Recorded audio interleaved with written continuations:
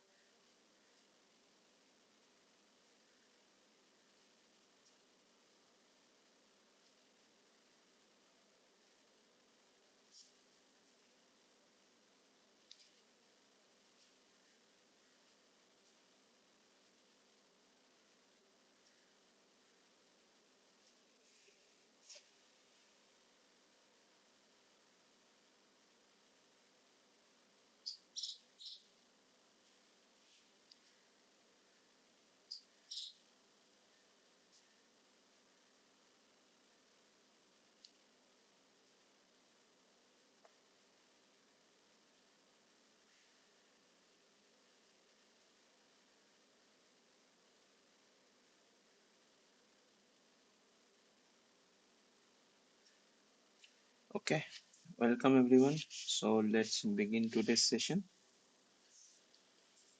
So this is NOC24W139 NPTEL tutorial on microelectronics devices to circuits. The course instructor is Professor Sudev Das Gupta from IIT Roorkee. I am Debashish Nandi from IIT Kanpur. So as you know, we go live every week for 3 to 5 every Sunday.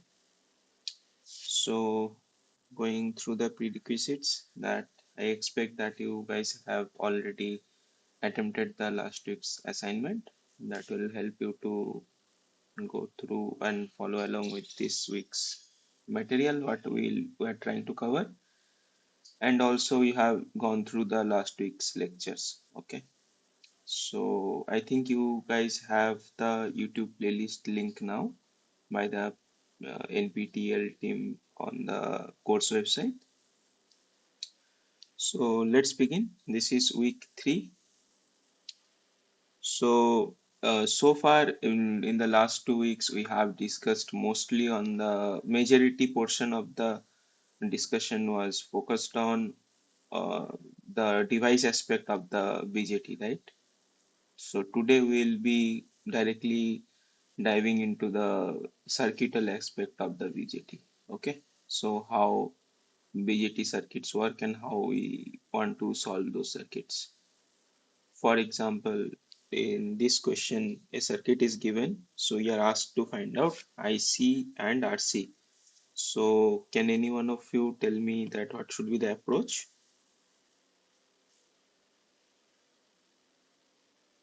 Any one of you can unmute and assist me that what should be the approach if this kind of questions come. Don't worry, even if it is wrong, we'll just try to go through and find out what are the deficiencies.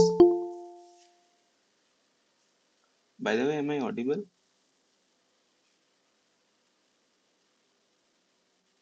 Can anyone confirm? Audible. Okay, so can any one of you unmute and tell me how to proceed with this kind of problems? So first thing we note here that there is no small signal applied, right? So it is only the DC conditioning of the BJT.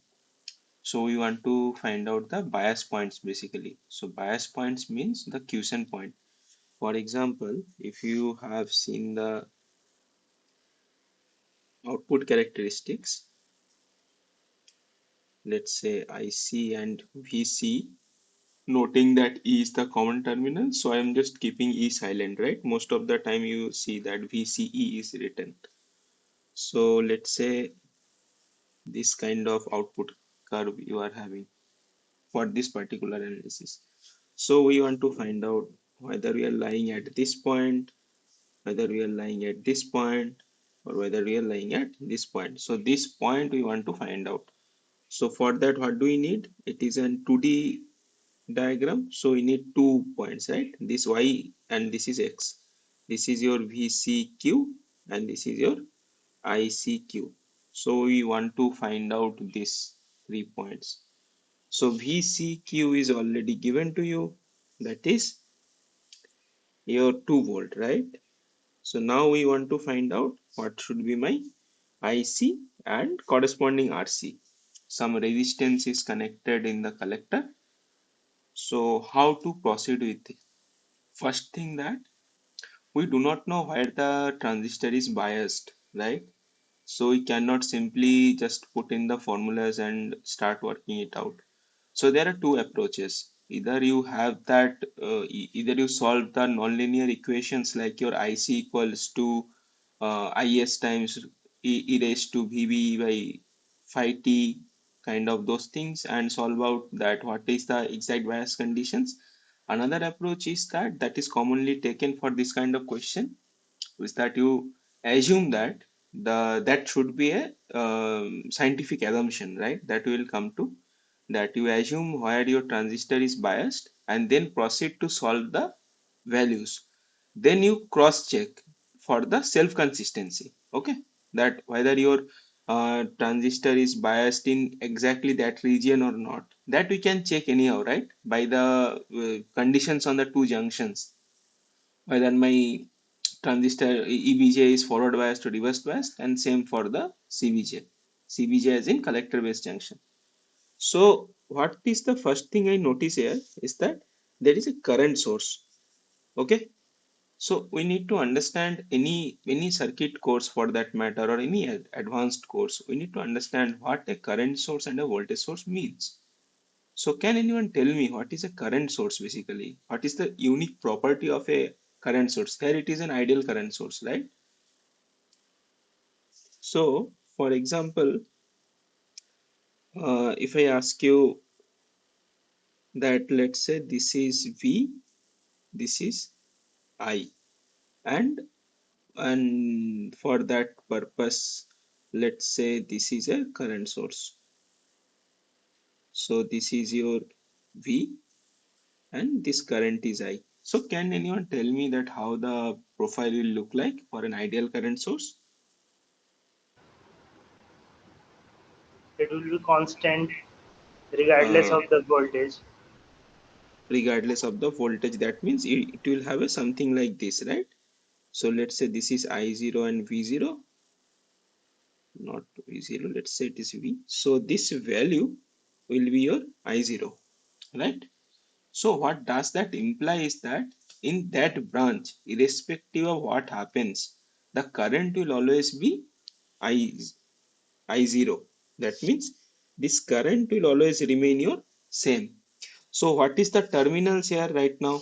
So this is a first thing, this is your N side, this is your P side, this is your N side, right? From the first lecture, we have seen that from the arrow convention, we can easily figure it out that it is an NPN transistor. Then this is what are the terminals then? So this is your collector, this is your base, and this is your emitter. So basically, your IE or the emitter current is a current source. A current source is connected in the emitter current. So first thing what you note is that, let's say the observations. So given a circuit, just don't start the solving the circuit immediately. Okay. What I will suggest you that you make some scientific observations and make some guesses. First observation is what, that 1 milliampere current is a sufficiently large current in BJT or solid state circuit parlance. Okay. So 1 milliampere current, a large current, is flowing in emitter, right? That means this current is basically has to be the sum of these two currents, IB and IC, right? So if your this current is, and you also know that your IB is very small because it is your recombination current, or in that matter generation current if you just bias it in a different way. But then again, in the base region, it is the recombination current of minority carriers in the base, right? So your IE is large, so your IC should also be large. So what is the scientific guess of the region of operation of this transistor? What do you think that this transistor is operating in? Where do you think it is operating in? Among the four operating regions we have discussed. Just a guess, because it is not final. We have to verify this after solving the problem. So let's say, from my understanding, I will assume it to be in forward active. This is an assumption. Remember that. Okay. So now moving on to solving the problem, what do we have? Beta is given, right? And we know what? We know my IE is equal to IB plus IC. This is the KCL of the BJT. Then what is my IE? IE is my beta plus 1 times IB. It is IB, and your IC is beta IB, right? So this value, let's say this IE value is given as your 1 milliampere. So what is your IB? IB is nothing but your 1 milliampere over beta plus 1. What is your beta? 75, right? So it is 76. So if you just solve it, so it will come out to be 0.013 milliampere or 13 microampere. Okay. Now that is given. Now this current is your IC and this current is your IB. This you have found out. Now what is your IC? Your IC is beta times IB. That would be your 75 times this value, 0.013 milliampere. So that is coming out to be 0.986 milliampere. Okay. These are now all with the assumption that my device is working in the forward active region. So if my IC is this IC, where it has to flow, it has to flow in this path. This is my IC. Why? Because if we consider this node, one current is flowing here, one current can flow here, one current can come here, right? This is IC. So this is open circuit. So no current is flowing in this path. So all of the IC has to flow through this resistance, right? If there is some load connected in this, it will be a different condition, different case, because this will not be my IC then. This will not be my IC then, because this IC plus some current, this will sum up to be this current. Okay, remember that this assumption we are taking because this VC is open circuited at this moment. There is nothing connected. So basically, now you know the current in this branch is IC. You have these two voltages. So obviously you can find RC. It is simple Ohm's law, right? So what is your RC? Your RC would be 5 minus 2 over this current, right? 0.986 milliampere. So I can simply put it kilo ohm. So 3 divided by this is your 3.04 kilo ohm, right? Now we need to check that. Do you write in notepad, sir? I am not getting your question. Can you please unmute and tell me? Did you write in notepad? Chaitanya, can you please unmute and ask your query? Is there any issue with the visibility? Yes, sir. So what is the issue? We are able to see only your face. Uh, no, you should be able to see the notepad screen also. No, sir. Anyone else?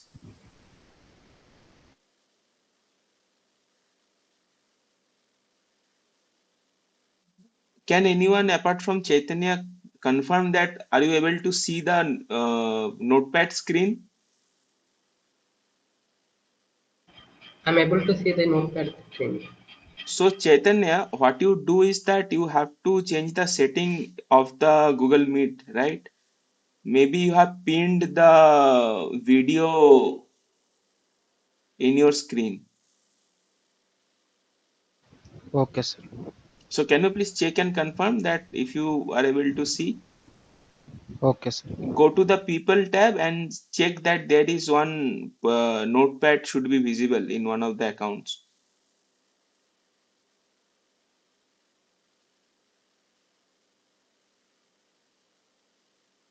Yes, sir. So is it visible now? Yes, sir. Okay, good.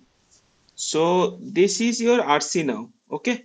So most of you, what you will do, you will stop the problem here, right? So this is not sufficient because we have assumed the circuit to be in forward active mode. Now we have to verify that whether my circuit is in forward active mode or not. Okay. For that, what we will do? We'll just go back to the circuit. Okay. So this is not copied. Okay. Just let me draw it then. So there is a resistance, this a current source, there is a resistance at base. So this RC has come out to be 3.04K, and this is your base resistance 50K. This is your 1 milliampere, right? And this is your 5 volt. Okay, so now we have found this. So this was given as 2 volt, right? So what is the current value I have found out? This IB value I have found out to be 0.013 milliampere. So what is the voltage at this point? What is my VB? VB is nothing but 0.013 times 50, right? So minus 0.65 volt. So this voltage is minus 0.65 volt, right? So for the circuit to be in forward bias, what is the voltage at this point? Considering it is an silicon diode,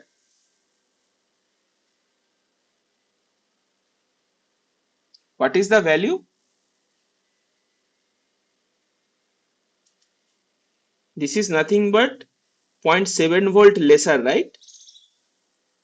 That means it will be minus 1.35 volt. This point, minus 1.35 volt. Okay. So now can you tell me what is my VCE? This is VC, right? So my VCE is how much? It is nothing but this minus around 3.35 volt. So from this value on a silicon diode, can you confirm that whether my device is in forward active mode or not?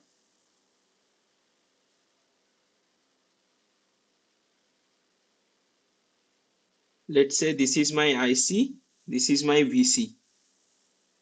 So let's say this is the output characteristics. And let's say this is somehow the input characteristics. Okay. So I am having in 1 milliampere region. So 1 milliampere in a silicon diode obviously has to be in forward mode. That means my your EBJ you can assume to be forward biased.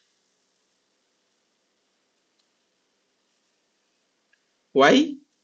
Because 1 milliampere current in emitter.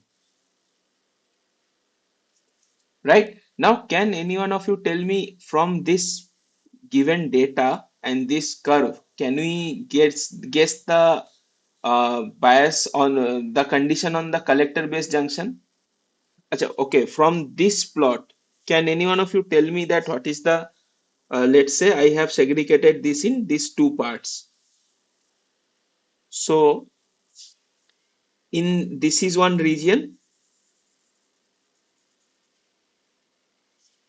and let's say this is another region. So can any one of you tell me that in the green region, what is the condition on collector base junction for an NPN diode? CBJ status at this location and tell me CBJ status at this location. If my bias is or the circuit condition is lying in this region somewhere here, so what is the condition on collector base junction?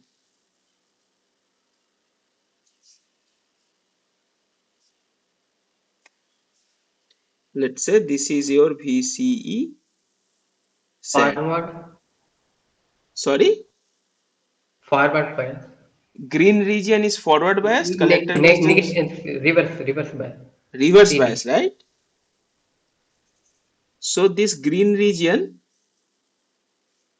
you will have this collector base junction as reverse biased.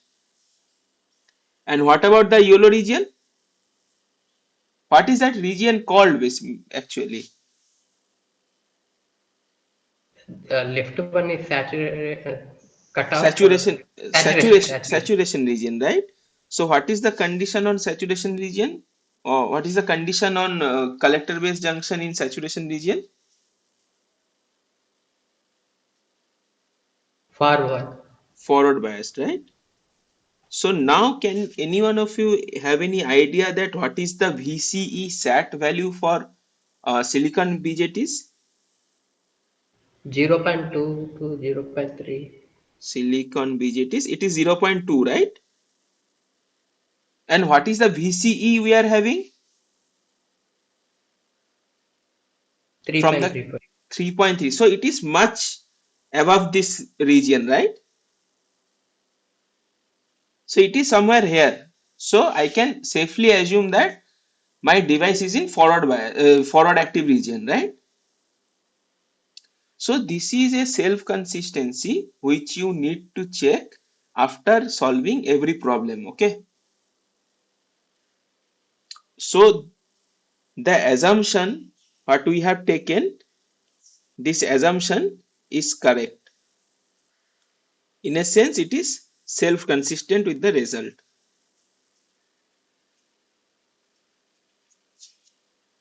Okay.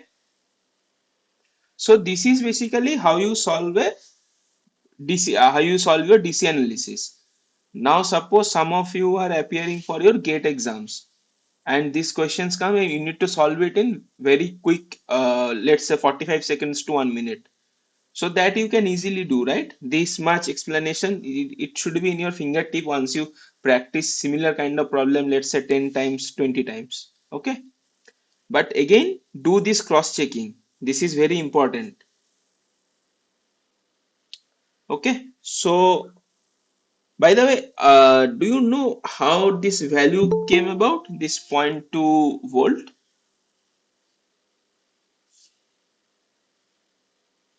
Okay, in that matter, let me discuss something important.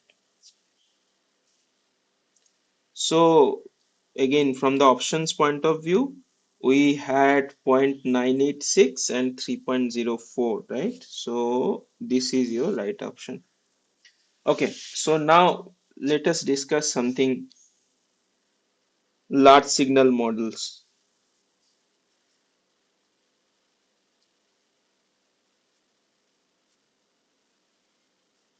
Models of BJT. So how many kinds of large signal models you have studied so far?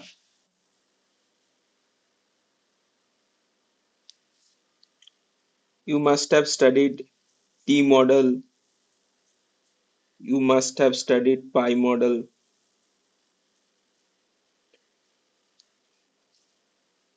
and your Ebers-Moll model.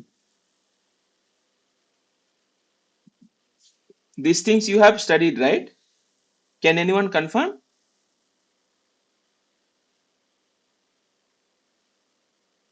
Yes, sir. Week 2. Okay, so I think you should be able to answer some of the basic questions then. So, let's say, let us talk about NPN transistor. Okay, this is your N, this is your P, this is your N. So let's say this is your emitter, base, collector. So how does your T model look like? So this is basically a PN junction and this is also a PN junction, right? But this current is a controlled current source.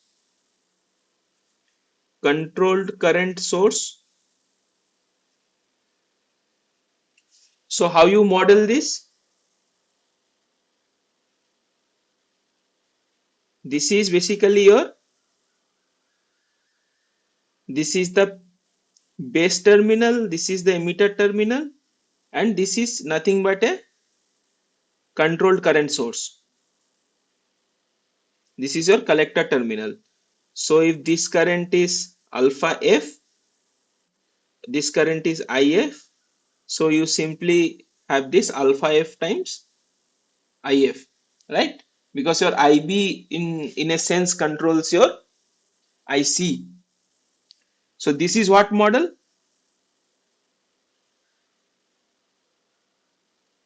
Can anyone T unmute model. and tell me? This is T model, right?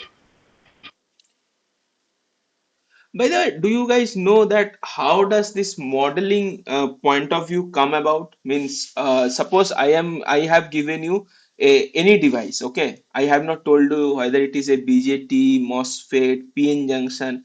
I have just given you, let's say, a three-terminal device. So, can you model it with known circuit symbols? Model means what? Model means here circuit models. That means made of fundamental circuital elements. Okay. So if I give you a three terminal, just listen the question carefully.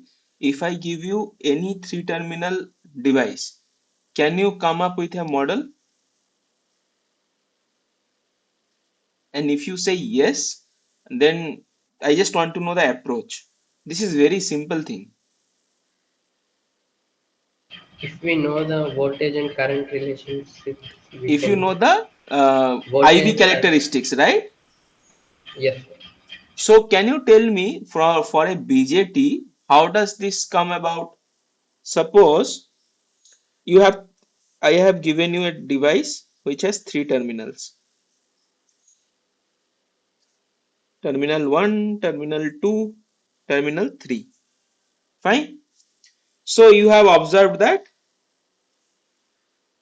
your terminal 1 and 2 behave something like this. Okay. You have just observed, you have applied some voltage. Let's say you have applied V2 here with respect to 1, and you have measured your I1.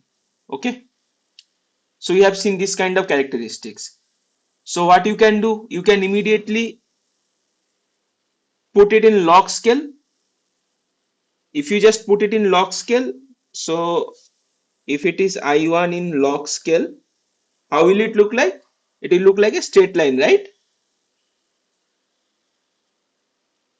Am I making sense? yes, sir. This is your linear scale. So in linear scale, what is exponential? In log scale, that will be, for example, if your I1 is equal to some constant, let's say I0 times exponential V21, right? Divide by some V0, let's say. So your log of I1 will be what? Log of I0 plus V21 over V0. So this is your now y-axis, this is your y, this is your x. So y equal to c plus mx, m is your 1 over v0. So it is just a straight line, right? In log scale, try to see this thing, see these things, okay? So how will you get that it is a BJT? It can be represented with a PN junction. It can be represented with a PN junction only if the characteristics show you log like exponential behavior. So what do? you plot whatever you have got in your oscilloscope, you just plot it in the log scale and see if it is giving you a straight line. Fine. Then you can assume that this two terminal there is a some kind of a diode is there. Now, what about the current source? Fine. So in BJT characteristics, if you have seen that, let's say this is your I3 and this is your V1, yeah, or V21. Let's say V31 in that sense. So you will have what? You will have this kind of characteristics, right? Fine. Now, how do you get that this is a current source or current in that matter current controlled current source? Let's say this is your value of I20, I21, I22, right? So how do you know that this is a current source? Can anyone unmute and tell me? How do you know this is a current source? Forward region with IB, it's straight line. Forward region IB is a straight line. Absolutely correct. So we have seen it here, right? So this emulates the characteristics of this part, but with a resistance in parallel. If you plot a, if you just put a resistance here in parallel, so this slope will start to tinker and it will start to have a slope that is not zero. Okay. But for now, let us assume the, if my device is biased in this yellow region, I can simply model it as a current source. And what is the controlling current? Controlling current is my I2 because it is proportionally increasing with I2. So I2 will be my controlling current, and let's say some gamma is your proportionality constant. So between these two terminals, what you have? You have a current source that is being controlled by I2 and some constant gamma. Okay. So given any circuits or any device which you have not seen earlier, and if you are given an oscilloscope, then you can just measure the characteristics, plot the IV characteristics, and region wise you can, region by region you can model the things with in terms of simpler circuital elements. Okay, so this is what we called as a sub-circuit model or circuit model. So that is how your large signal models have come about for a BJT. Okay, so this is your T model, right? So what about your pi model? How does your pi model look like? Let's say,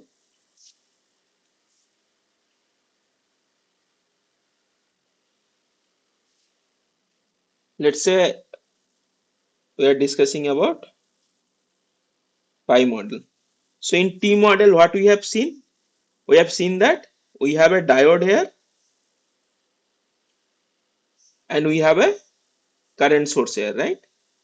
So this is your emitter, this is your base, or the other way around. This is your base, this is your emitter, and this is your collector, right? So this is your IF, this is your, for that matter, let us now discuss IE, and this is your what, alpha times IE, right? The collector current. This is exactly how it looks like. A current source from collector to base, a current source from collector to base, and there is a diode connected between the base and the emitter, right? So now if I tell you that I am connecting something like this,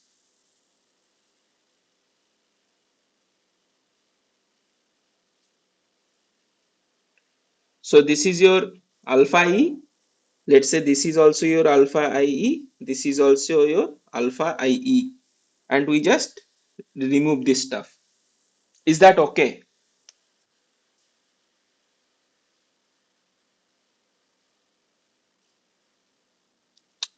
Are these two the same thing?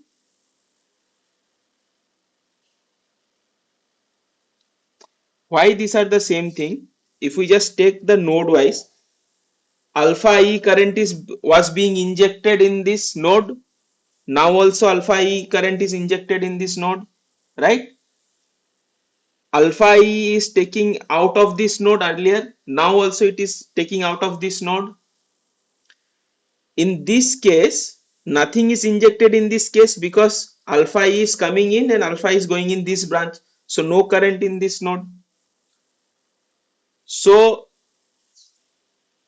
this circuit has become a diode, a current source, and you have another current source.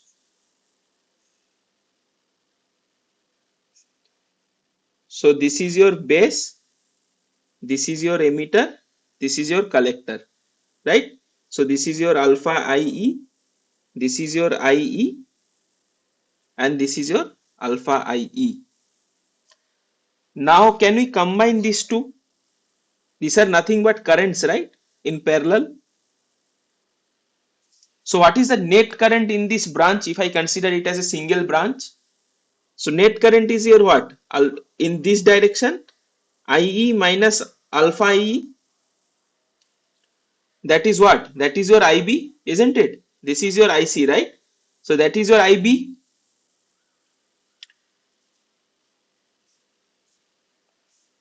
So can I just draw it like this?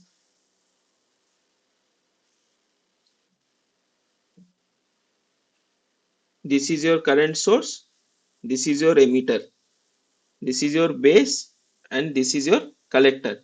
So this current now I am taking IB. So what is basically IB? IB is this diode current is somehow diminished, right?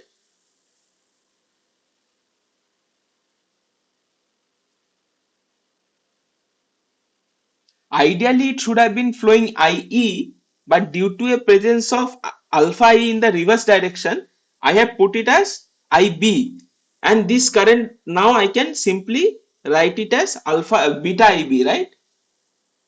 Because this alpha IE and beta IB are the same thing.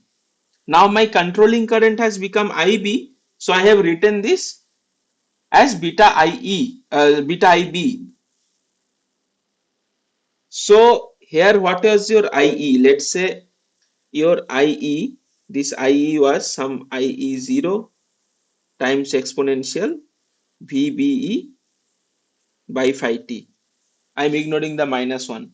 Okay. So now what is this IB? IB is nothing but some IB0 exponential beta VBE by phi t. So what is that? This beta, it is something like, you can assume that your saturation current of the diode has shrinked in this model, okay, or has reduced. What is your saturation current? That depends on the area of the diode and many other parameters, your diffusion constant, diffusion length, etc., right? Intrinsic carrier concentration. So you can assume that this is a weaker diode in that sense, but this now IB becomes my controlling current. So this we have asked the question in the last class, right? So either you consider your BJT as a current control current source or voltage control current source. So both are true because your IB is controlled by your VBE, right? So this, what is this model? This is called your pi model. So you see how your pi model has come about from your T model. This is helpful in analyzing your common emitter circuits, right? So do anyone have any question?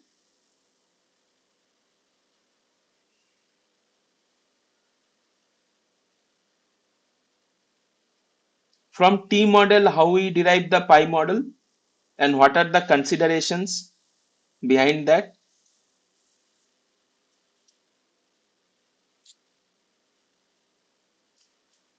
Okay, so if you got that, so let me move to your last one, Ebers-Moll model.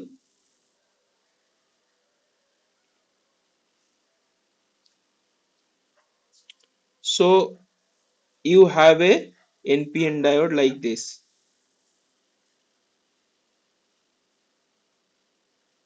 So this is the depletion region.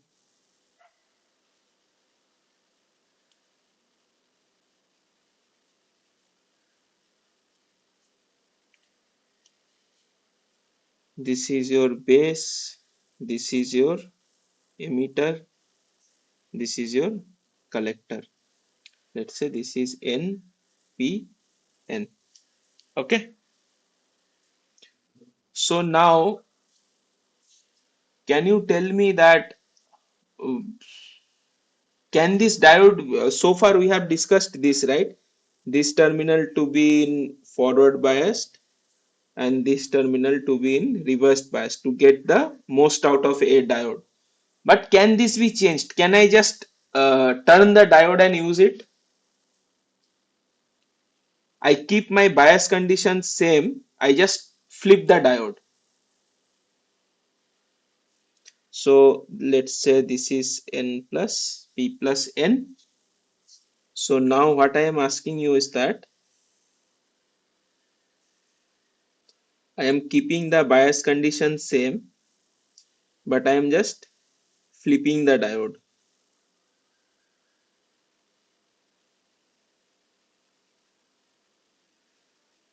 So this is your basically P plus, this is your N plus plus, this is your N.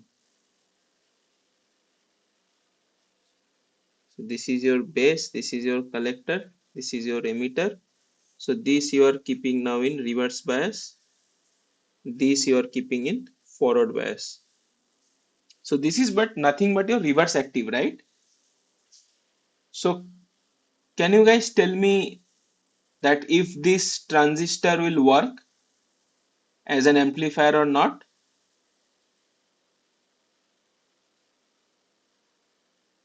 Anyone?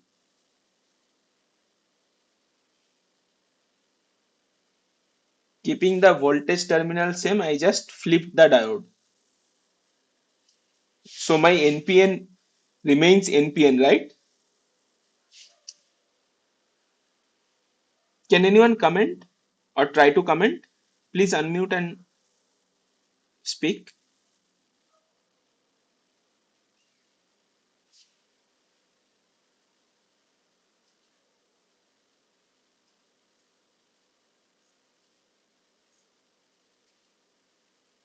Anyone? Maybe it works It works, same but with the. it will not amplify, right? Hmm, Because I why don't it know. will not amplify? Because your alpha is what? Alpha is your emitter injection efficiency time your base transport factor, right? So this will not be very good because the consideration behind your gamma or the emitter injection efficiency to be good is that emitter side should be highly doped so that your reverse IEN current does not flow that much or the minority current does not flow that much into the emitter direction. But in this case, your doping is just the opposite. So more amount of so the current compared coming in this region, the carriers coming in this region will be much more, right? That will increase your recombination current in a huge order. So this works, but a very bad transistor. Okay. Now coming back to the this configuration and coming back to our T model. So what did we have? We have something like this, right? This was my emitter, this was my base, this was my collector. This current was IF and this current was alpha F IF.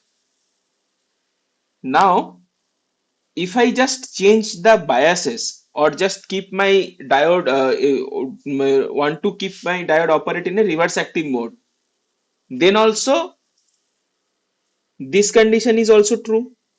Here it is also a reverse bias. Just let me change the.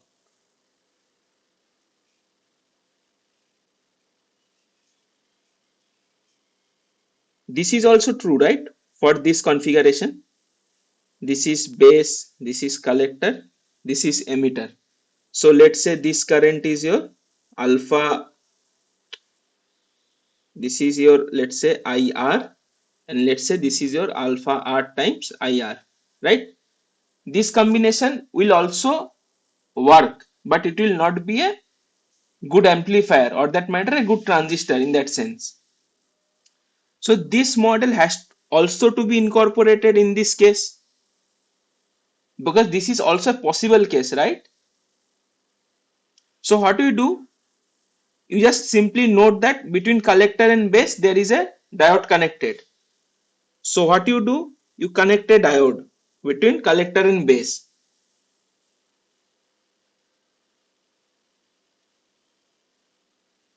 And there is also a current source also connected, right?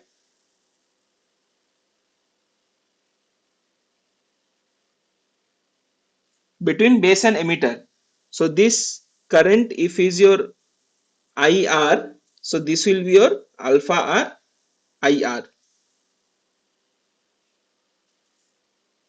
So this is nothing but your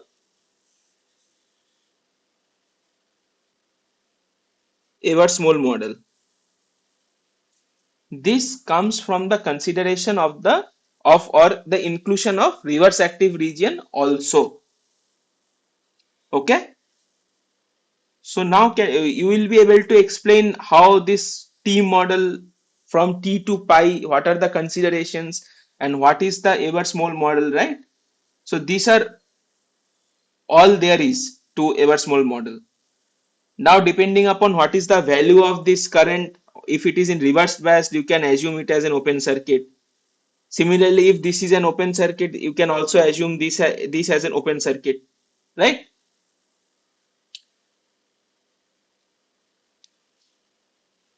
IR is 0, right? At open circuit consideration. That means your alpha IR will also be 0. So you can just remove these two and you will come back to your T model. Okay. So these are the large signal models of the diode. Now from this consideration, can you give me a model for the saturation condition?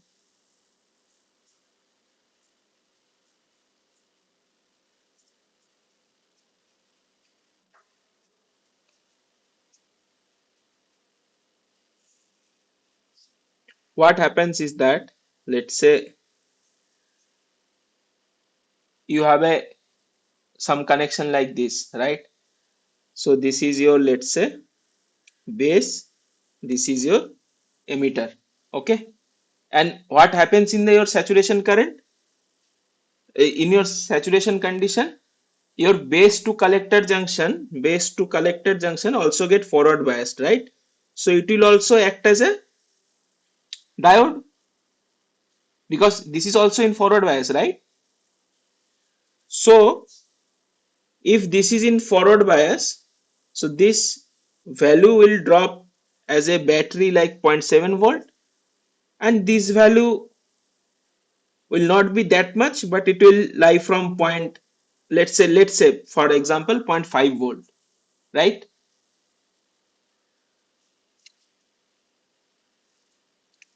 Because your diode,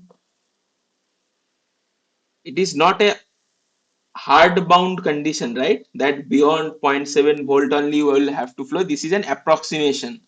of the diode circuit model. Even very small range also there will be some current flowing, and that we will also treat as a forward bias. Okay. So now if this is the case, so can we model this something like this? So this is your minus 0.7 minus 5, right? So this is your base, this is your emitter, this is your collector, this is your 0.7 volt, this is your 0.2 volt. Okay. So this is what is called your VCE SAT.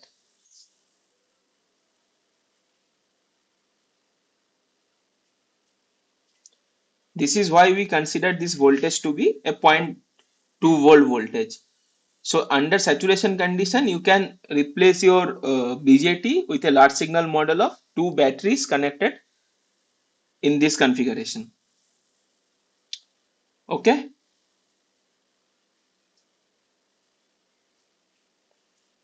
So yeah, moving on to the next question. So we are asked to find out the value of VC. How do we do that? So first thing is that we note the currents. This is your IE, this is your IB, and this is your IC. What is this current, by the way?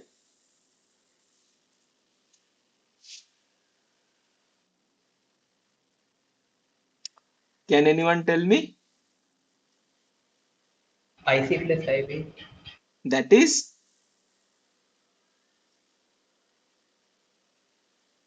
I, IE. that is your IE, right? So we have seen, right, last problem I have mentioned that it is not always that through RC IC will always flow, right? Depending upon what feedback condition you have put in the circuit, it may be your IE or some other current. Okay, in this case it is IE because this IB current has to come from this branch. So now first thing, assume forward active, beta is 75 is given. Okay, so now let us take this loop, this loop. Okay, so what will you have? You will have 5 minus your IE times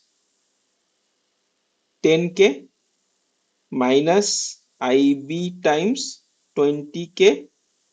Then there is a drop of 0.7 volt here, minus 0.7, then minus your IE times 2K is equal to 0. This is the KVL loop we have worked out in the outer left hand side, that pink line I have drawn, right?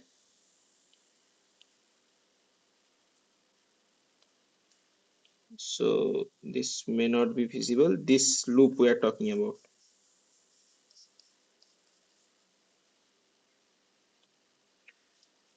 So now if we solve this, what do we have? We have here 4.3.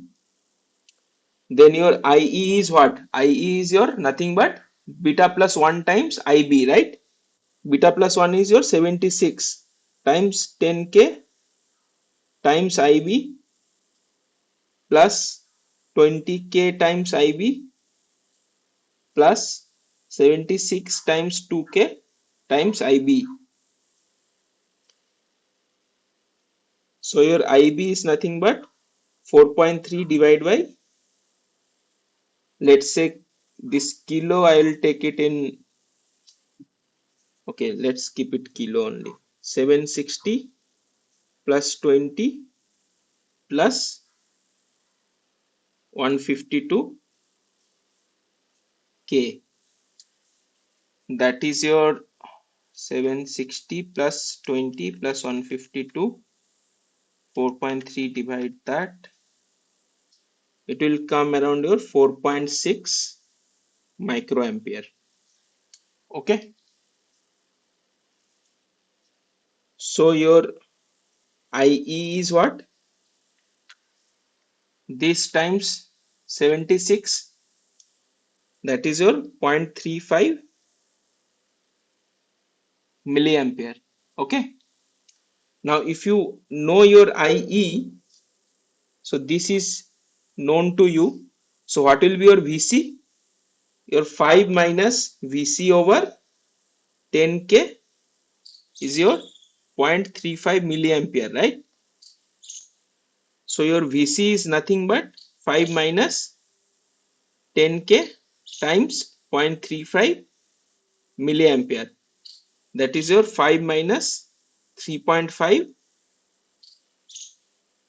So your VC is 1.5 volt.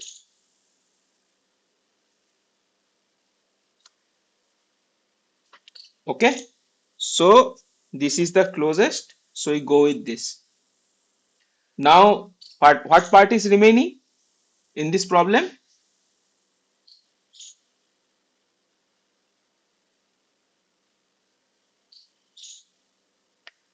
Can anyone unmute and tell?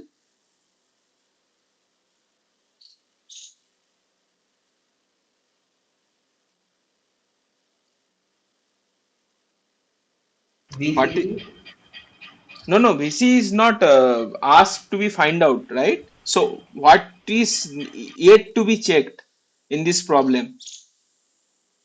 is it a forward active mode or not? Exactly, right? This assumption we need to check. So how do we check it? We know our IE. So what is this value? If IE is known, that is 0.35. So we just multiply it with 2K. So 0.35 into 2 is your 0.7 volt at this point. So this point your voltage is how much? 1.4 volt. So what is your VC? VC is 1.5 volt, right? 1.5 volt. So what is the difference? Difference here is 0.8 volt. That is much greater than your 0.2 volt or the VCE sat. So you are lying at your forward active region only. So check for the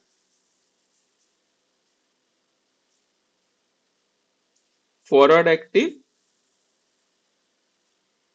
assumption self consistency. Okay. So moving on to the next problem. So yeah, what we are asked to find out that the values of Q point. Okay. So tell me how to solve this kind of circuits if you have any prior experience.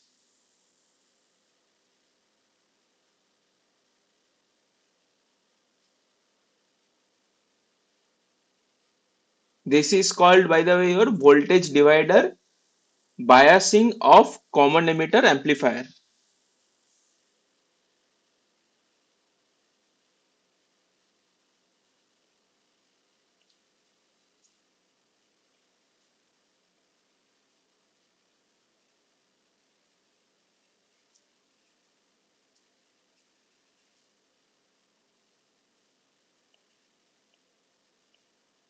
This is the most common way to bias a common emitter amplifiers. Okay. So how do you do that? First thing is that let us redraw the circuit in a different fashion.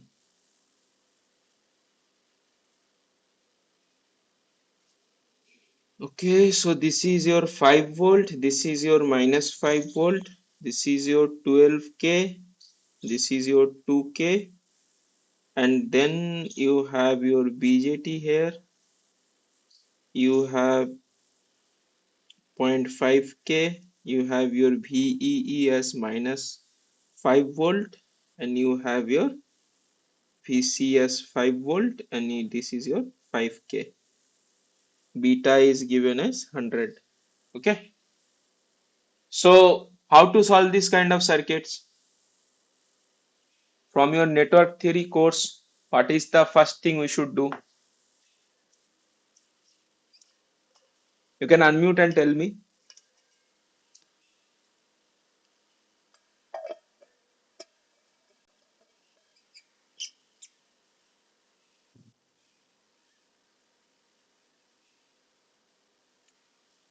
So suppose, uh, let's erase this part. Suppose I keep this out and I give you something like this.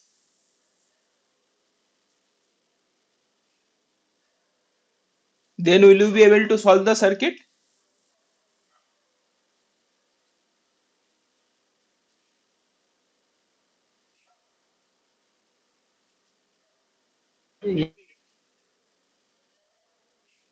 Anyone? Yes, sir, we can solve. So you need to just convert this contraption to this, right? So how do you do that?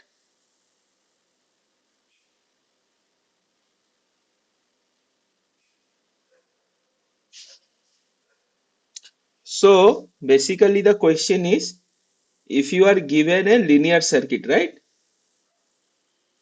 If you are given a linear circuit and you have multiple sources, linear circuit means you have resistances, you have control sources. Let's say you have multiple sources.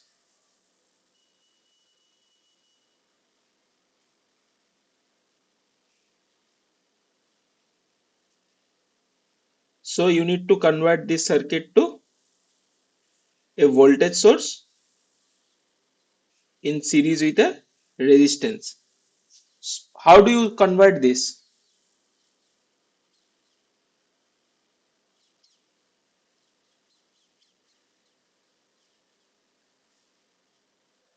Come on, this is basic network theory question.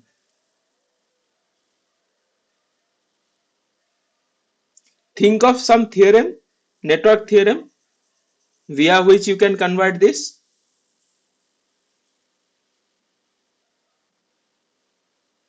Hello, do you ask? There is I am asking that, connection issue.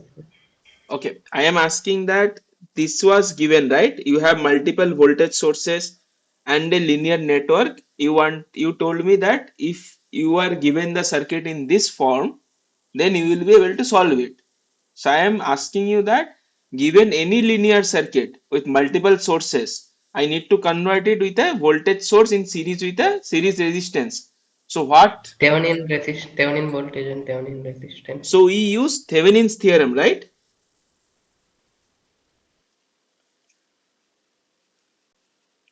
So this is your VTH, Thevenin voltage, and this is your RTH, right? So can you tell me what is VTH? Means how do you find VTH and how do you find RTH?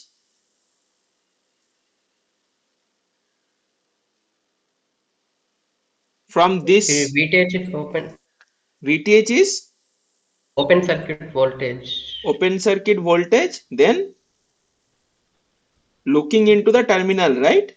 Yes, sir.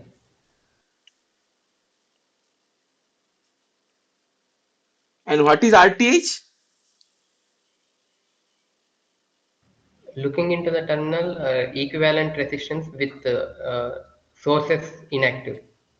Resistance looking into terminal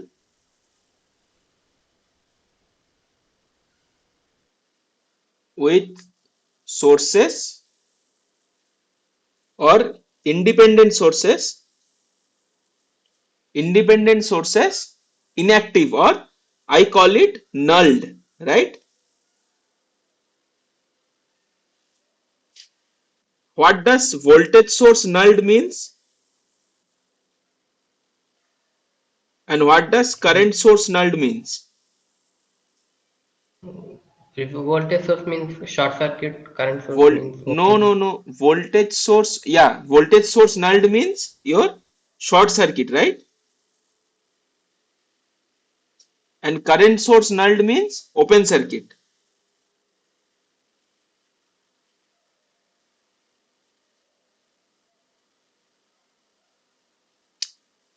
Again, if you don't understand that how these things come, always go back to your IV characteristics. Your IV characteristics of a voltage source would be something like this, right? So this is nulled means this line is shifted to this value, right? So if for V is 0 between 2 points, so it is equivalent to connected to an wire, right? So that means it is short. Similarly,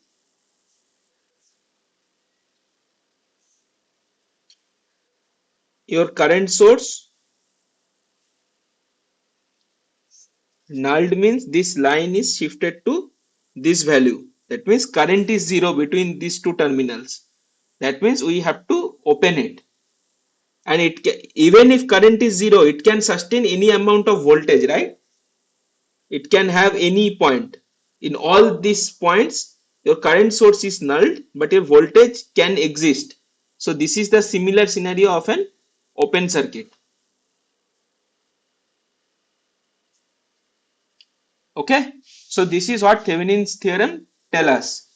So now,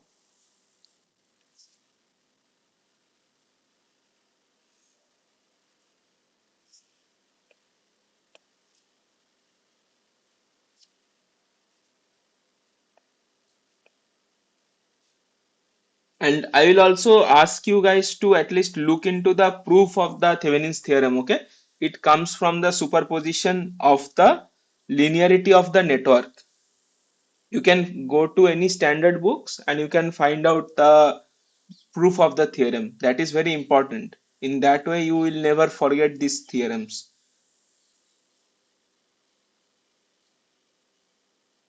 So basically, I need to find out, looking into this terminal,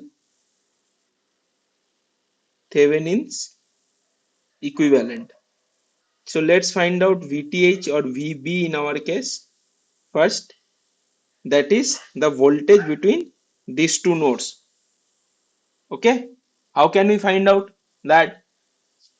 This will be nothing but current flows into this times this resistance. So what is the current flowing into this?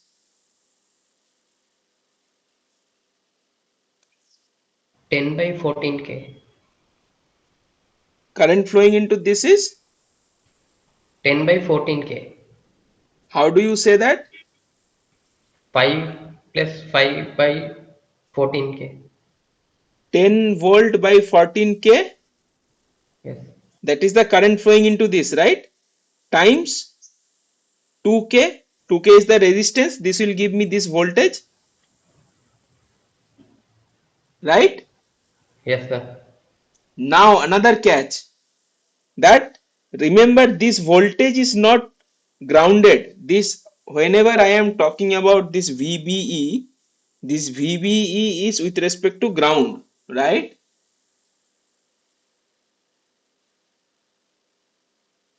But this potential is at minus 5 volts. So I have to subtract minus 5 volt.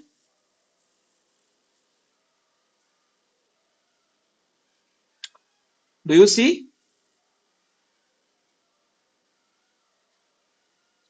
I didn't understand. Okay, let me do it step by step then. So this is your minus 5 volt, right? Okay, First, okay, okay, okay. I understood. I understood. you understood, right? Yeah, I understood. This reference is ground. When I was talking about this voltage VBE, this is with respect to ground. But in this case, if I consider this current, then this current is giving me the voltage drop between these 2 points. but I have to consider this minus 5 volt also, which is with respect to ground. So this total VB will be 10 by 14K, this current, times 2K, the drop across this, plus minus 5 volt. So this will give me what? This will give me 20 divided by 14 minus 5. So this will give me minus 3.57 volt as VB. And what is RB? How to find out RB? To find out RB, I have to null the sources. That means what? I have to, there was a plus 5 volt battery, there was a minus 5 volt battery, and then I was looking into this to find out RB. So this was 12K, this was 2K, right? Now if I null it, that means I have to short it, these voltage sources. This 5 volt and this minus 5 volt, I have to short it. See, voltage source nulling means short circuit. So what do I give what do I get? I get nothing but 12K in parallel with 2K, right? So that will give me 12 into 2 divided by 14. 12 by 7. That is your 1.71 kilo ohm. Okay. So now I got my Thevenin equivalence of the base side of or the input side. So now if I draw the circuit again,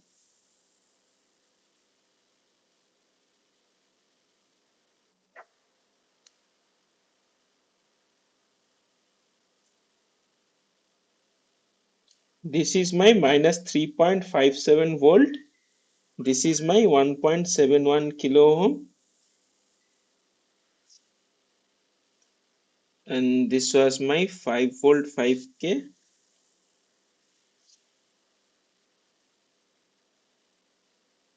Okay, now they have asked us to find out IC and VCE with beta is equal to 100. Okay, so now if we go through the input side, what we will see? Minus 3.57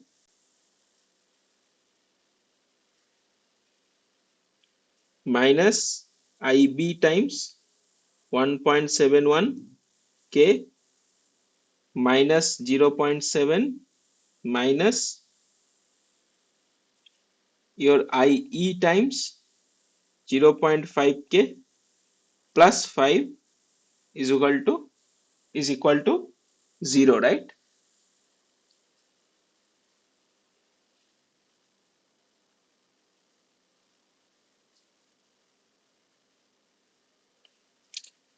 So what is your IB? Can anyone compute and tell me?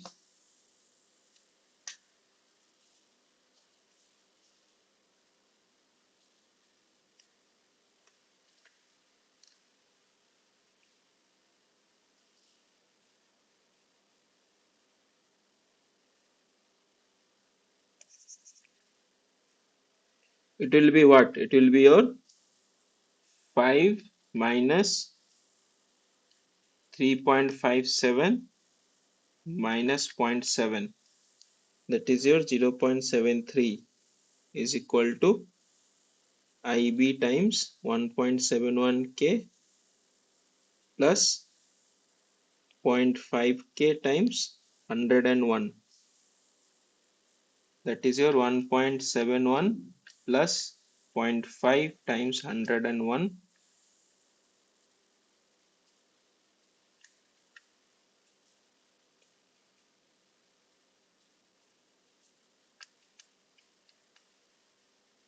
is 0.0139 milliampere. So your IC is equal to this times 100, that is your 1.39 milliampere. Once you know your IC, you need to find out your VCEQ, right? So your VC is equal to what? 5 minus 1.39 times 5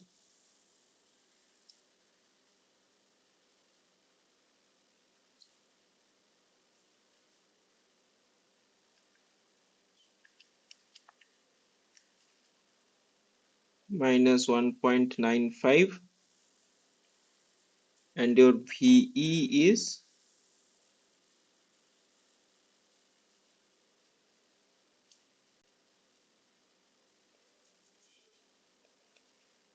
your VE plus 5 divided by 0.5K is your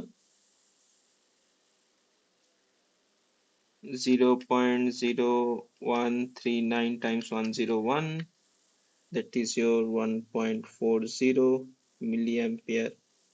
So your VE is this times 0.5 minus 5, so minus 4.29 volt. So your VCEQ is equal to minus 1.95 plus 4.29, that is your around 2.34 volt.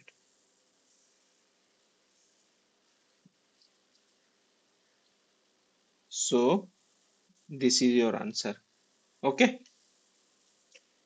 so there are basically two tricks in this problem. One is that you need to know how to apply, or you need to understand basically that how to apply how and when to apply the Thevenin's theorem, right?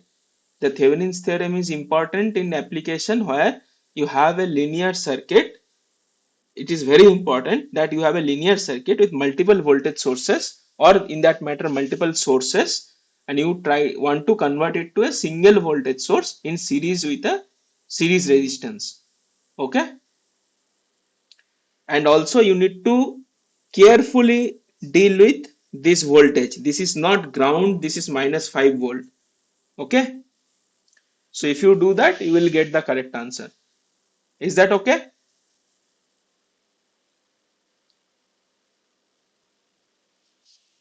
Okay, so let's move on to the next problem. Okay, good. So what is a Zener diode? Means what is the characteristics of a Zener diode? It's operating reverse voltage, It is a reverse voltage bias. source, right? Yes. And why do I say that? If your this is IDVD, let's say if this is your Zener diode, so this is your, let's say, VD and this is your ID. So what is the characteristics? This is simply like this and this is something like this, right? So this voltage, so if you operate in this region, so this is what? This is nothing but a voltage source. This is your VZ, right? This is your Zener voltage. Zener voltage basically minus 5 volt, that is the polarity is opposite. You understand that Zener voltage is defined in this way. So you can omit the minus sign also. So again, how does a voltage source look like? This is how a voltage source look like, a straight vertical line in the IV characteristics. Okay. So if you see your Zener voltage, so this is your nothing but a voltage source. So you need to understand that what circuit elements can be simplified to what kind of configurations. For example, just we have seen that Zener diode can be assumed as a voltage source. Okay. So if that is the case, so the value of IC and VCEQ they want us to find out. Fine. This is my IE, this is my IC, this is my IB. So what is the current flowing across this 500 ohm transistor? What current is flowing through this 500 ohm transistor? I don't want the value, I just want to know the from symbolic point of view. What is this current? IE. It is IE, right? Okay. Now if that is the case, and we have what? This is your VC. So this is your VB. Okay. So now to solve this problem, again the we take this path.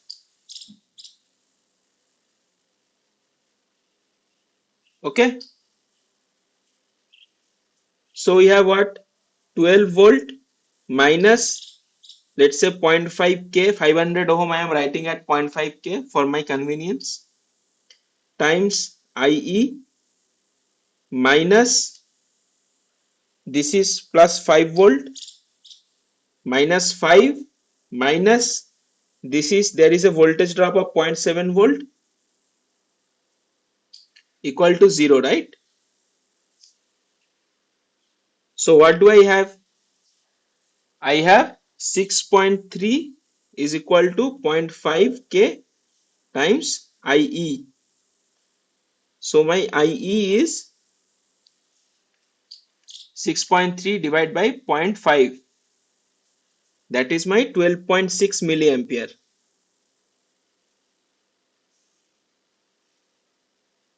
If IE is that, I can easily find IC. IC will be nothing but IE times beta plus 1. That will give me IB times beta. That means 12.6 divided by 101 times 100 milliampere times 100 divided by 101. That will give me 12.47 milliampere. Fine. So what is my VC? VC is, this is grounded, VE is grounded. So VC only will give me my VCE. That is nothing but 12 minus 0.5 K times my IE, right? This minus this drop across this. So this will be 0.5 times. What is my IE? 12.6. That is zero point 0.5 times 12.6 and 12 minus, that is my 5.7 volt. Okay.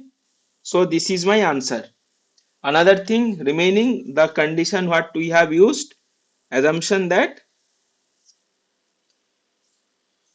check for the forward active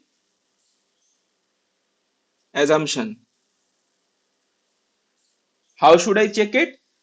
This is my forward biased because a huge current is flowing in order of milliampere, and obviously this VCB is nothing but my 5 volt, right? And so VC is what? C is N type and this is P type. So obviously this junction is reverse biased.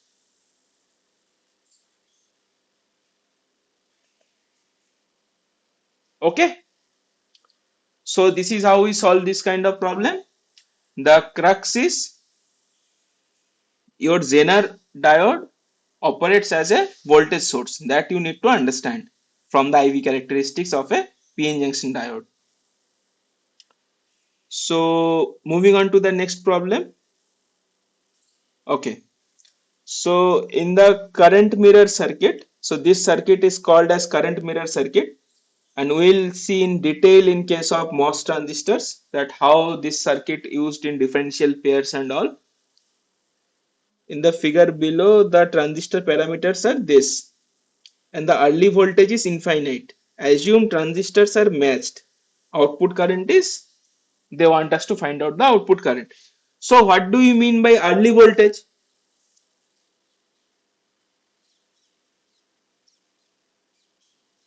The voltage above which the IC dependent on VCE.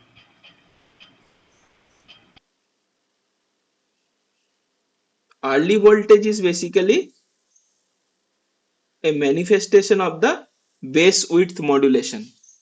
Okay, this is your early voltage. So in case of ideal diodes, you have this kind of characteristics, right? So in that case, what should be your early voltage? Your early voltage will be parallel to this. That means your VA is minus infinity, right? Or in that sense, infinity. So that is the meaning of early voltage infinite. Early voltage infinite meaning your transistor output characteristics is ideal.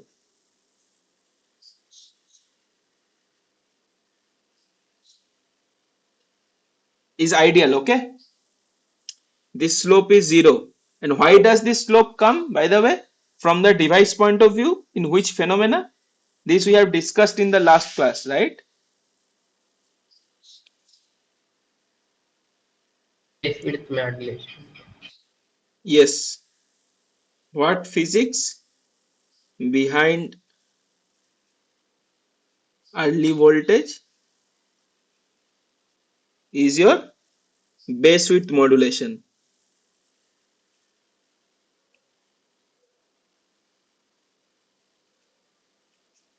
Okay, and to get to reduce the base width modulation, what do we do? This is just the recap. What do we do to get rid of the base width modulation?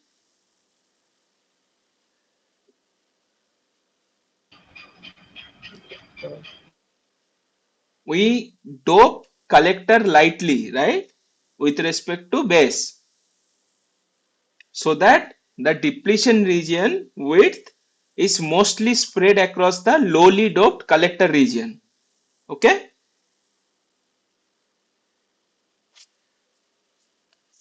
So moving on to this problem, first thing we notice that the transistors are matched. Okay, that means both the transistors have same beta, same body current and all. So in that sense, if transistors are matched, if I tell you that this current is Ix, so what is the current in this branch and what is the current in this branch? IX by 2. So let's say this is IB and this is IB, so your Ix is twice IB, right? So if your Ix is twice IB, your Ix is twice IB, or let's say, let's now forget about Ix, this is your twice IB in this branch. Okay, this current 1 milliampere current is getting distributed in this branch and this branch. One is twice IB. What about this current? If this is IB, then what should be this current? This is nothing but your beta IB, and this I0 will also be your beta IB because both the transistors are matched, right? So what do you have? You have your beta IB. If you apply your KCL at this node, you have your beta IB plus 2IB is equal to 1 milliampere, right? And what was your beta? Beta was 50. So 52 times IB is equal to 1 milliampere. So what is your IB?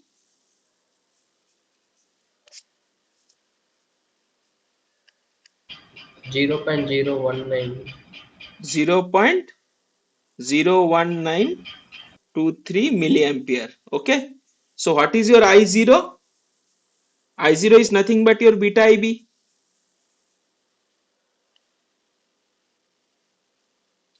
That is your 50 times 0.01923 milliampere.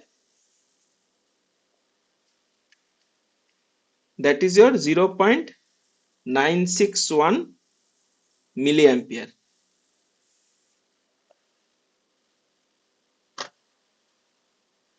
Or you can say that 962 microampere. Okay. So this kind of current mirror circuits are very easy to solve, but there are certain approximations in the background. What are the approximations? Forward active. What are the approximations? BJTs are ideally matched. By the way, what do you mean by BJTs are ideally matched? What are the things that should be matched? Doping, base width, in that matter, emitter and collector width, metals used at contacts,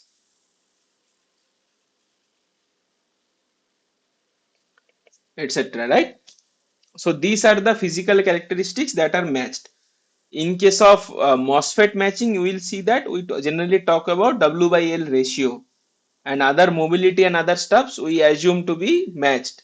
But in case of BJT, what are the parameters we should be thinking about when in the background when we talk about matching? Doping, width of the regions, then also your area means we talk about only this region, right? But this area also has to be matched because this is ultimately a 3D device. Okay, so moving on to the next problem. Consider the circuit below. Okay, VA is infinite, again VA is infinite. So the hybrid pi parameter values of GM R pi these are. Okay, so we need to now break it into a small signal circuit parlance. Okay, because they are talking about hybrid pi model. Hybrid pi model is your small signal model. So if you have gone through the lectures, so we can draw it directly. So what do we have here? When we draw a small signal model,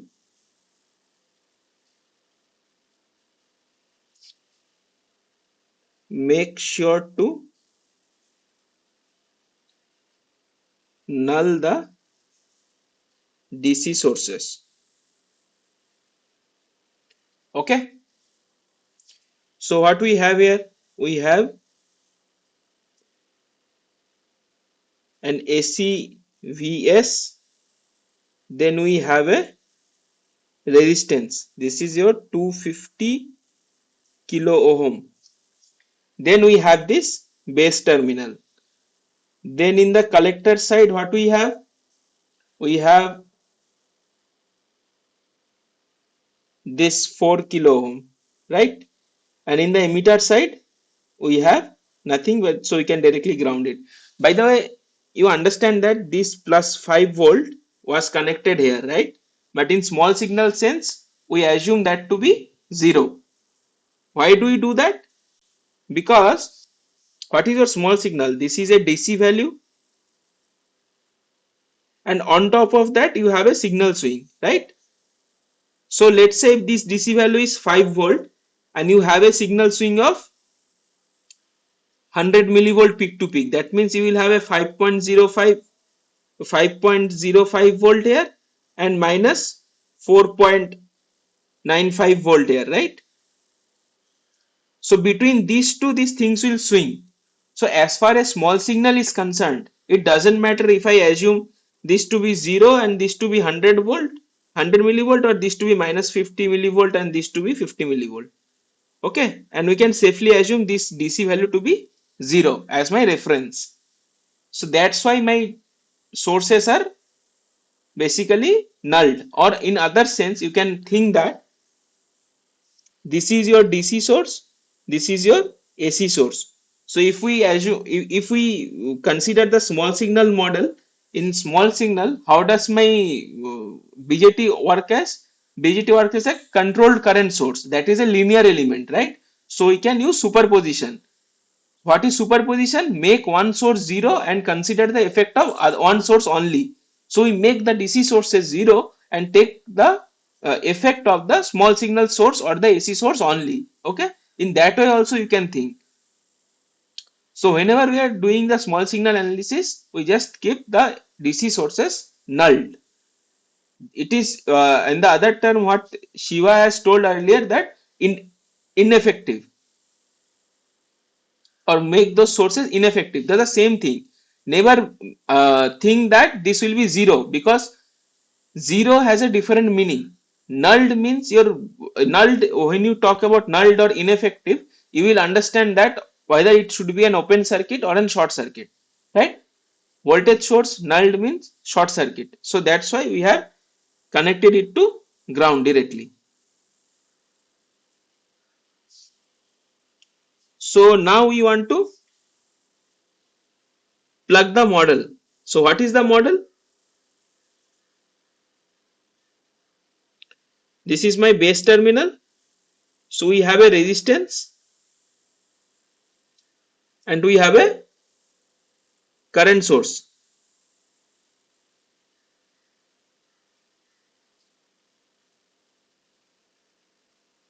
This current source, let's say Gm times V pi. This is your V pi. This is your R pi.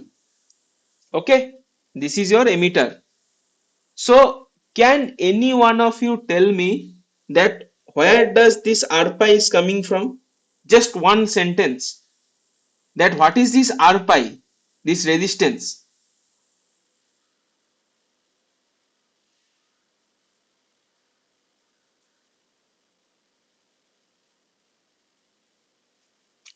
In the DC model, we had a diode here, right? And we had a current control current source in the output side.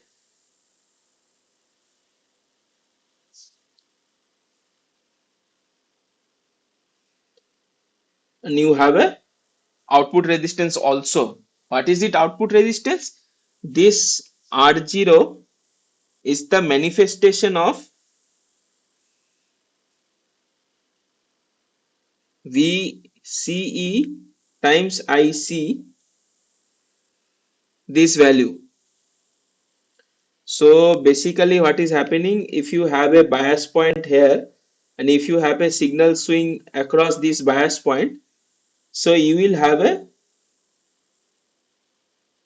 signal at this. That means your VCE is somehow controlling your IC. Now think that in the question it is mentioned early voltage is infinite, right?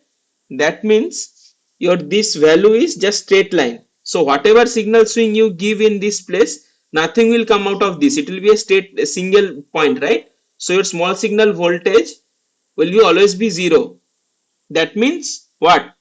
Your delta IC by delta VCE in small signal will be 0. That means your resistance is just the opposite, it is infinite. So your R naught is infinite. That is the consequence of V early infinite. So R naught infinite means I have this open circuit, so I do not need to connect this. Okay, but this R pi is coming from the fact that your diode will also have a forward path resistance, right? Across which your, for example, if this is your IDVD of the diode, then this will also have a resistance, right? If you give a signal swing across this point, so you will have your ID like this. Okay, so 1 over that will give you your R pi value. Fine. So this R pi is basically the small signal forward bias resistance of your base emitter diode. Understand that. So now they want us to find out, also beta is mentioned as 120. Okay, so they want us to find out the value of GM, R pi and R naught. Okay, so R naught, we know that it will be infinite, right? Direct consequence of your VA to be infinite. Fine. So what is GM? Your IC is what? IC is equal to IS times exponential VBE by phi t. So your DIC by DVBE will give you what? Will give you your GM. That is the definition of GM. That is what? IS times exponential VBE by phi t divided by your 1 over phi t. That means your phi t. That means your GM is your IC by phi t.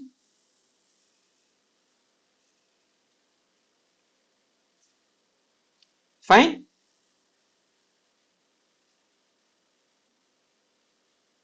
So what is this IC? This IC is the bias point, right? This quiescent point. So to find out IC, we need to go through the DC analysis.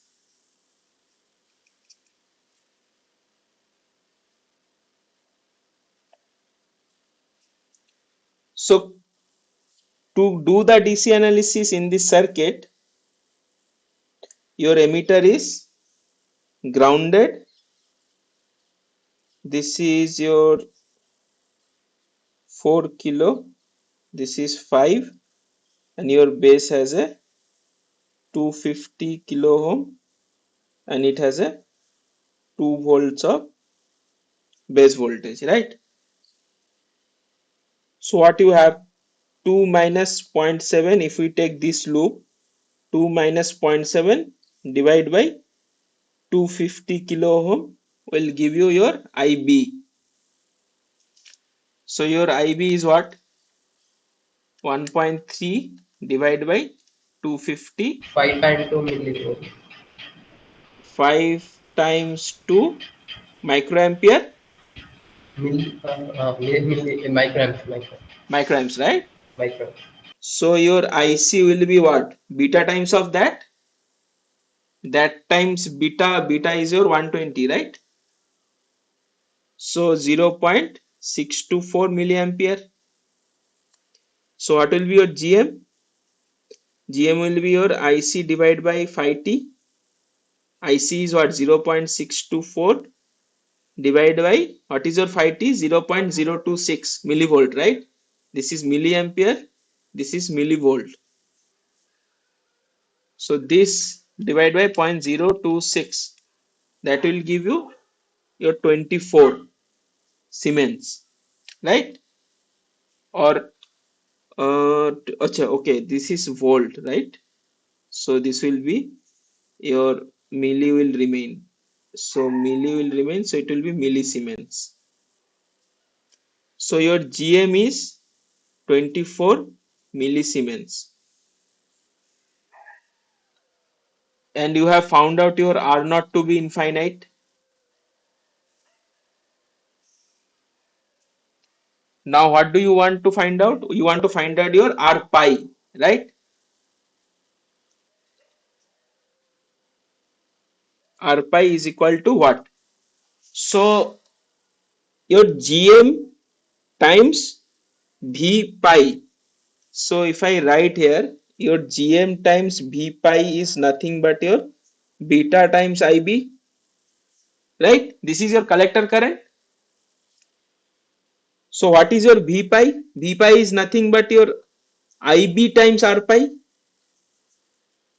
IB times R pi is equal to beta times IB. So IB cancelled. So your R pi is basically beta over GM. So your R pi is beta over GM. Beta is 120, GM is 24 millisiemens, right?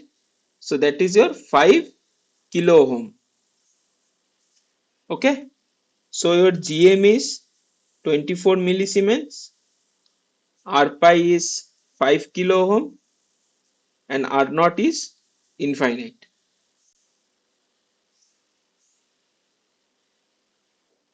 So 24 millisiemens, R pi is 5, R naught is infinite. So this is your right answer. Okay. So did you get this problem? This is one of the small signal analysis problems.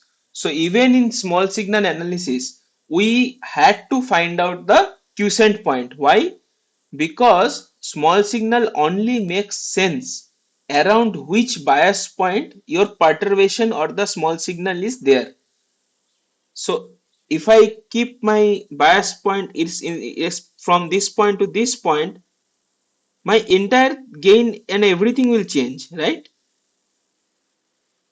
So it depends. Similarly, in this place, if I keep in the RF, in the analog switches, in the first lecture, I have discussed that why do we bias analog switches at the linear region of the MOSFETs or in the saturation region of the BJTs, right? So there you can see that what is the importance of the quiescent point or the bias point. Okay. So moving on. Okay. Consider the common base amplifier shown in figure this the Thevenin equivalent faced by the load resistance RL. Okay, this is an interesting problem. So we straight away we go to the small signal analysis.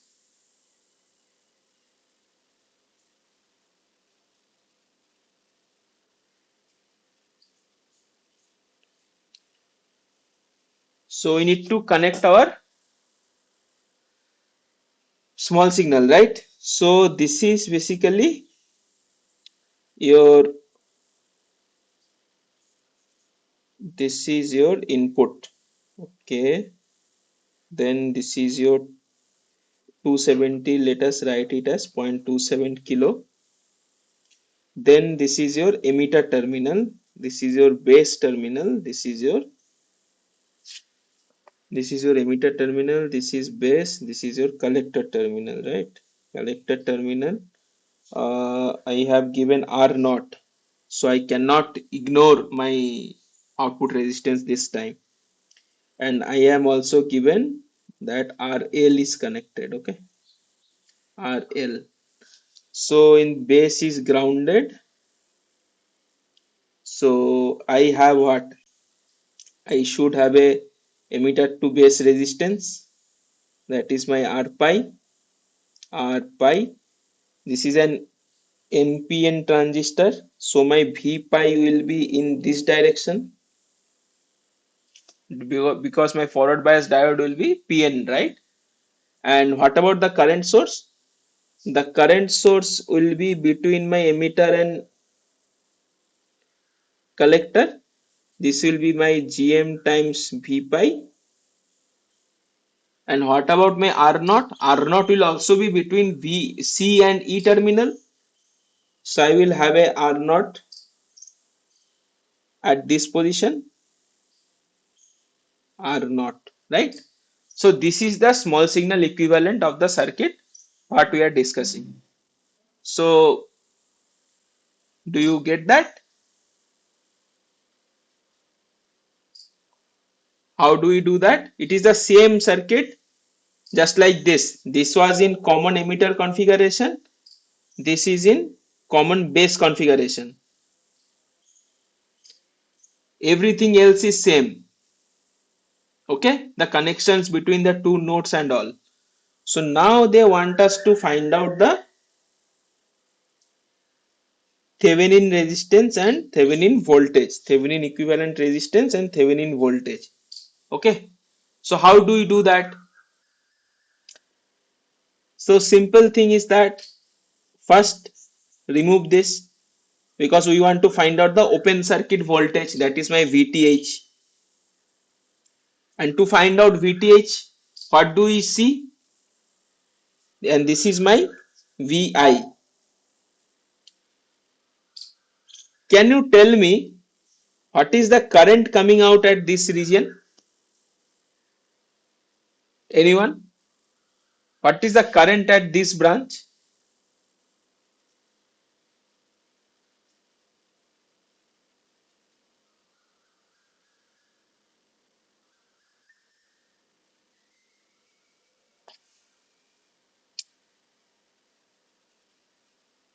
What is the current in this branch?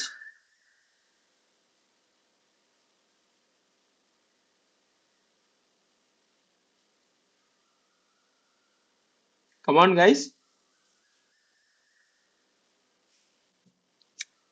What is the current in this branch?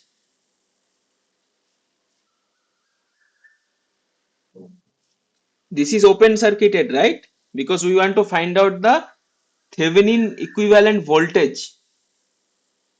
So what is the current in this branch? 0, So what is the current in this branch? 0. Why do you say so? It is open circuited. So, So whatever is going into this has to come out of this. yes, sir. So where is this current flowing? This current is flowing in this loop only. Mm. This current source, the current is flowing inside this loop only. Do you see that? Yes, sir. So whatever is current is flowing through this is simply flowing out of this, because there is no current coming in. This is basically, from the current point of view, this is basically open circuited, right?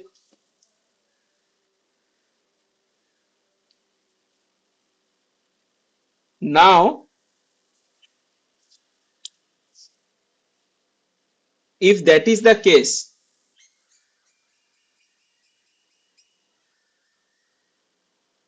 let's show it with a broken line. If that is the case, right, what is the voltage at this node E terminal?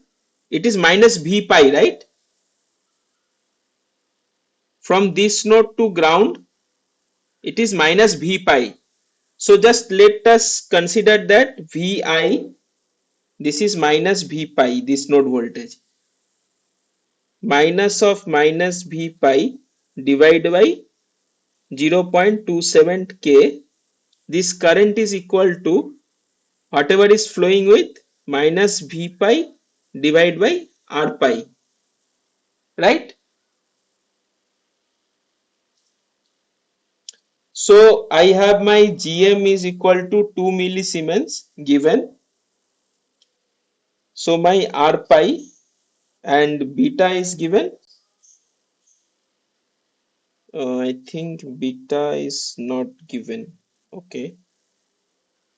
So beta we need to assume something. Beta, let's say we assume it to be 100, but that will change my this. Is beta given in the figure? Are you seeing it anywhere? What is the beta? Okay, let's say beta is 100 only. So my R pi will be beta over GM, that is 100 over 2 millisiemens, that is 50K, right? So this R pi is 50K. So R pi is 50K. So I have what? Vi equal to V pi by, this is plus, this will be minus V pi by 0.27K minus V pi by 50K.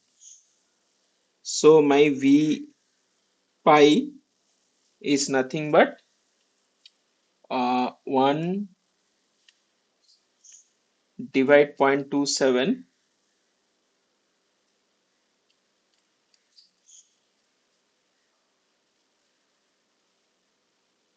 plus 1 divide 50 equal to this 0.37 is my 1 divide answer is 0.26.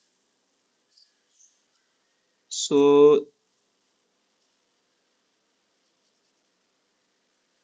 this will be my point this divide by point this divide by 27 0.27 K. So Vi by 0.27 K will be this. So if I just simply put Vi by 0.27 K is equal to minus, so K we can simply ignore, right? Minus V pi over 1 over 0.27 plus 1 over 50. So your V pi will be 1 over 0.27 plus 1 over 50 is equal to Vi by 0.27 into 3.72.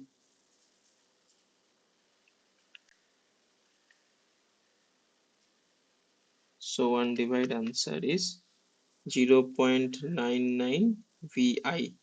Okay. So V pi is this from the first branch. Now you want to compute your VTH looking into this terminal. Okay.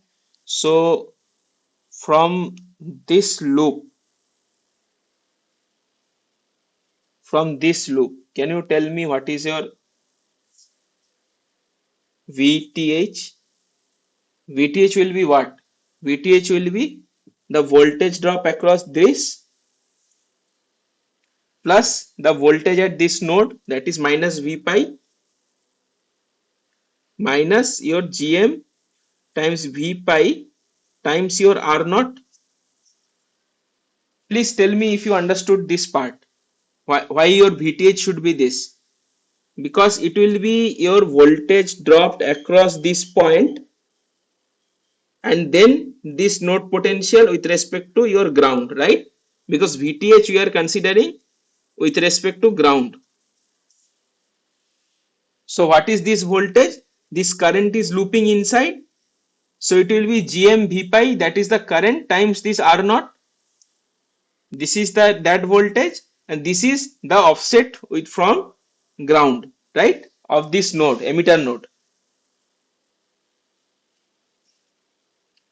So this will be what? Minus V pi GM times R naught. What is your GM? GM is 2 millisiemens. What is your R naught? 250 kilo ohm, right? So that will be 500. 500 times V pi.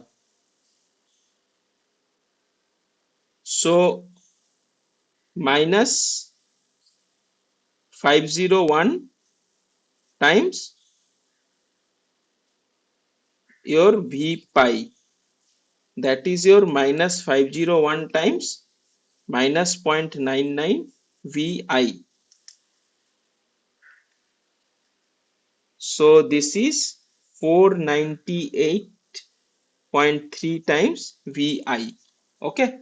So your open circuit voltage will be 498 times Vi. Fine. Now you need to find out your Thevenin resistance. How do you do that?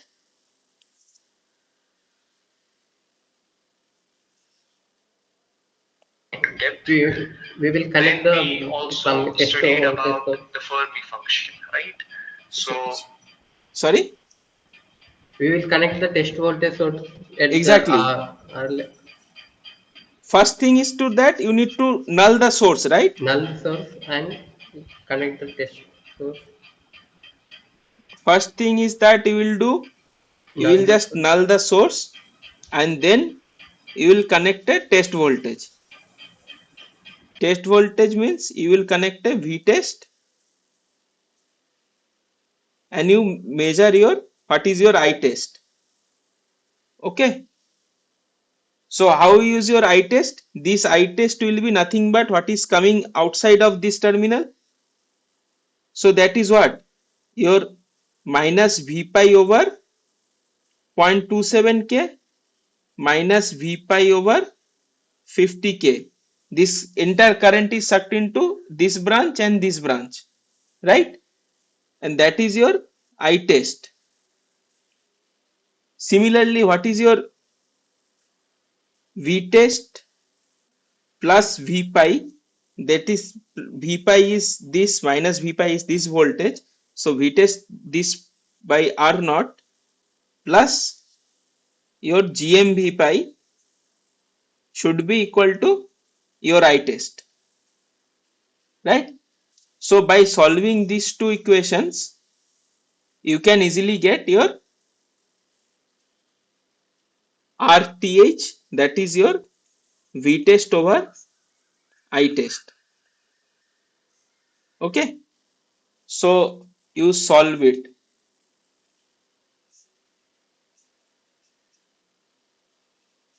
So the idea of Thevenin theorem is to find out while you are finding out the Thevenin resistance is to null the sources and take the contribution of the test voltage only. So if you do not need to if you do not have to apply the test voltage, if your circuit is simple, you can find out easily. Just in the last case we have found out that, where was it, that yeah, it is just the parallel combination of two things.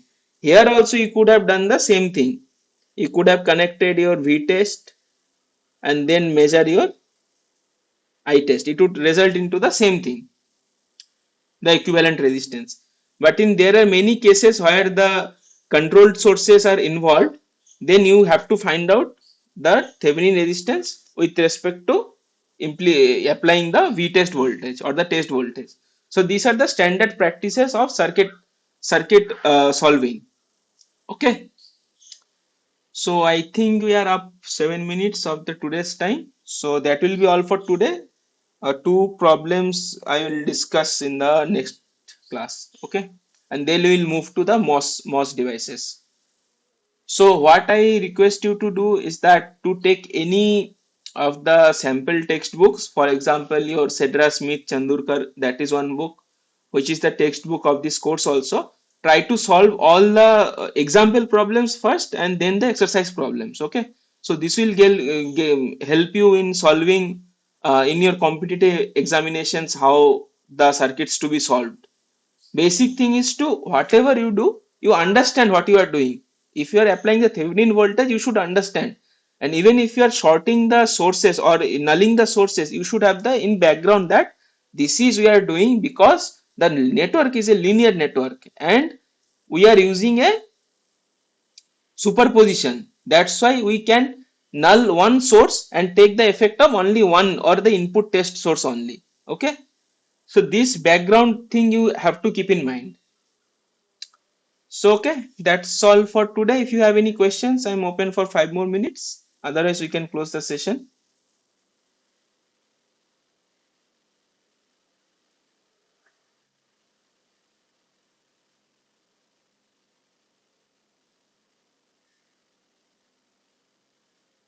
And please do read the